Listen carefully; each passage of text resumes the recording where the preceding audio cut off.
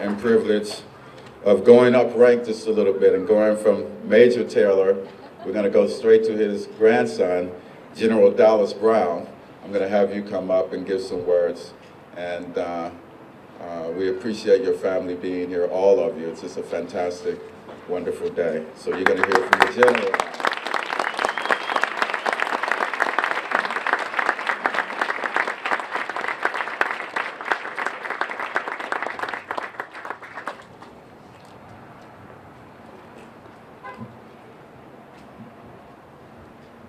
Good afternoon. As Major Taylor's grandson, his only grandchild, I feel deeply honored to be here. And I must admit, this is difficult for me. And I've given, I don't know, hundreds of talks, speeches, briefings in my military career. But this is very different. It's hard. I guess the reason is I care. I care a great deal. So bear with me, please. I want to tell you a story, briefly. The story of being here today, physically being here.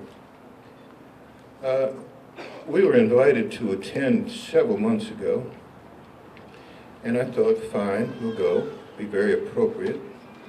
And we'll go and stay in Boston, in a hotel, the Back Bay Hilton, where my son Greg is a general manager. He's here today. Well, then about 2 or 3 weeks ago, I looked at a map, a Massachusetts map, and I should have known. Boston is 40 plus miles from Worcester. Is that the way you pronounce it? Worcester? I'm learning.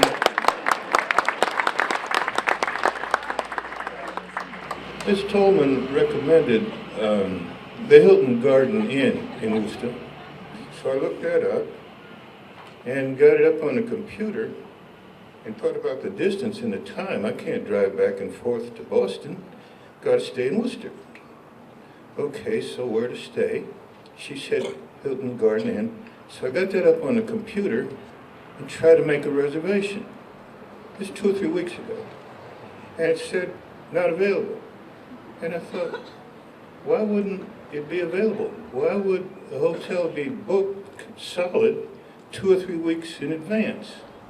I sat there staring at the computer, and at the top of the screen, it had the address, the Hilton Garden Inn, 25 Major Taylor Boulevard. And I had a blinding flash of the obvious.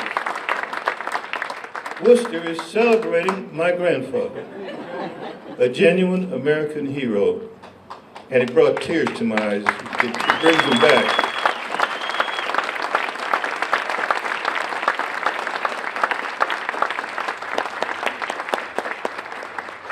My grandfather passed 76 years ago, this month, about 2 months before I was born.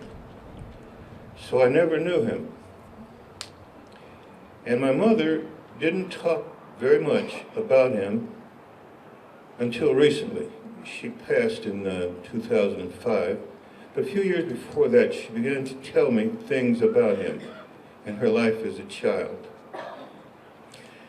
I realized then and now that my mother felt a bit guilty, responsible for the sad circumstances surrounding his death.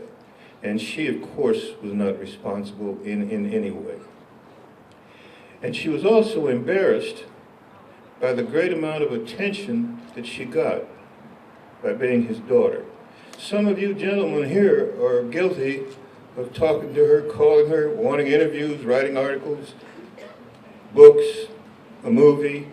It went on, and she was always somewhat embarrassed because it was reflected glory. And I feel that because I have done essentially nothing to enhance his legacy. I understand some things about him that have been mentioned today. His determination under adverse circumstances throughout his life and his character. A religious man, deeply held beliefs. Things like not racing on Sunday, no alcohol, no tobacco, no swearing, and a forgiving spirit toward his enemies and adversaries. It's character. And then he had, obviously, a great deal of courage, both physical and moral. I don't know much about courage, but I do know something about danger, because I've been through my share of physical danger. But reflecting on that, particularly Vietnam, where I commanded a battalion of about 800 soldiers, I had the loyalty of most of my soldiers, and my officers were supportive. In other words, I was never alone. I always had other men with me. And that kept me going, got me through it. But Major Taylor faced his battles essentially alone. His wife and a few others, of course, supported him. But he had a type of courage that I don't really comprehend. I can just imagine it. I think today, Major Taylor would be very proud of this monument. In his quiet way, he would be proud. But I think he would be more proud of his descendants, starting with my mother. She was an athlete in her own right. She attended Sargent, and she was the first director of women's physical education at my alma mater, our family college in West Virginia State University. My mother, the first women's physical education director. She mentioned to me a few times about how the other instructors looked at her strangely because she was walking around in a gym costume. Well, she persevered at that.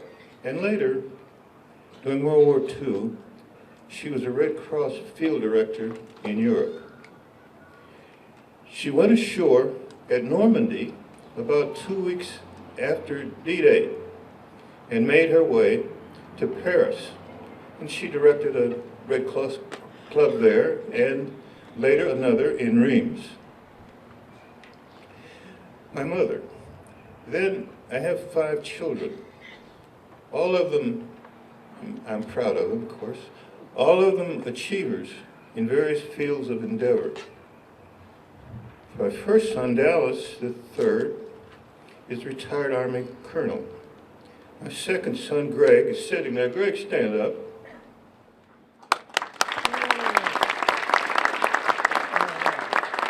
Greg is a general manager of the Hilton Back Bay in Boston. He's been a manager at several Hilton hotels. He worked up from a bellhop many years ago. I'm quite proud of him. My first daughter, Jan. Jan, stand up, baby.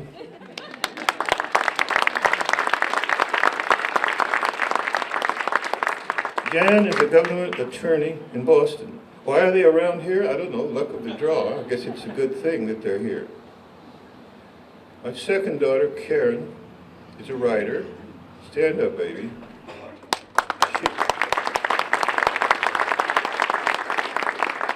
She is also the family historian and our legal representative in matters concerning Major Taylor. Some of you will probably be dealing with her. The last daughter, Barbara, she's an accountant. She's not here. Well, you can see why Major Taylor would have good reason to be proud of this group. One and all, I certainly am.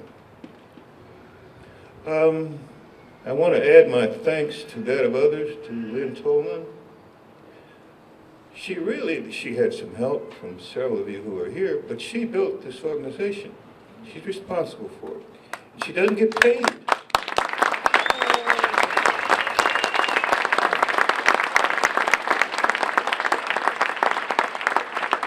And along the way, she worked to get this done, this beautiful monument my grandfather.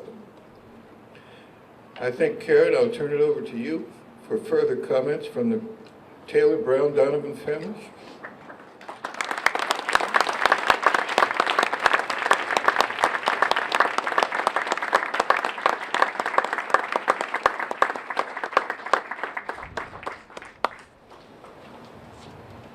Good afternoon, everyone.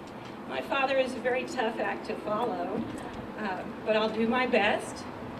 It is truly an honor to be here today, and it's also a very emotional day for me. About 10 years ago, the Major Taylor Association told me about their plans to commission this statue. And at the time, I was a little on the pessimistic side. I thought, this is such an enormous undertaking. But throughout the years, they proved me wrong. They probably proved a lot of people wrong. Their members have worked tirelessly, and their supporters, to achieve this goal. And I believe that their hard work and their dedication was fueled by a passion to see a happy ending to an unfinished story. I remember telling my grandmother, Sydney Taylor Brown, about their efforts, and she was absolutely delighted. Worcester was her childhood home, and this was where she had some of her favorite memories of her father. She died in 2005 at the age of 101. I wish she could be here. She led an amazing life herself, as my father said, and it was worthy of its own book. So Andrew, maybe you could do part 2 on the life of Sydney. Among the things she left me were many old photographs. And Richard, you weren't the only one that brought a picture today. I have one here. It was taken 90 years ago in Worcester, right here, outside of their family home. I know you can't see it, but I'll describe it for you. It shows a very young Sydney, probably 12 or 13 years old. She's all dressed up. She's got a huge grin on her face. And she looks like life has been very good to her. And I love this picture. I've been looking at it a lot in the past few weeks, and as I look at it again today, I want to tell all of you that I know with the certainty that if she could be here today, there is nothing that would give her greater joy than to see this statue dedicated in a place she held so dear in her heart. My family and I, my husband Dan, my son Andrew, I'm so glad they could be here today with me. Andrew didn't want me to tell you this, but he is Hawaii's #1 New England Patriot fan.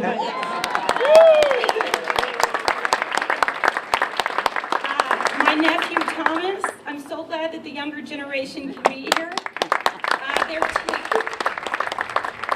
Their teachers were very understanding about the missed school. But to continue, my family and I would really like to express our sincerest appreciation to everyone who had a role in making this happen today, particularly to the amazing Lynn Tolman and the awesome members of the Major Taylor Association and all of their supporters, to Toby Mendez, to the honored guests, who last night I met many of them. They include historians, authors, cyclists, cycling enthusiasts, and celebrities. It's been a joy. And finally, I want to sincerely thank the outstanding citizens of Worcester and in the state of Massachusetts. This beautiful tribute to my great-grandfather assures that his legacy will never be forgotten. Thank you so much.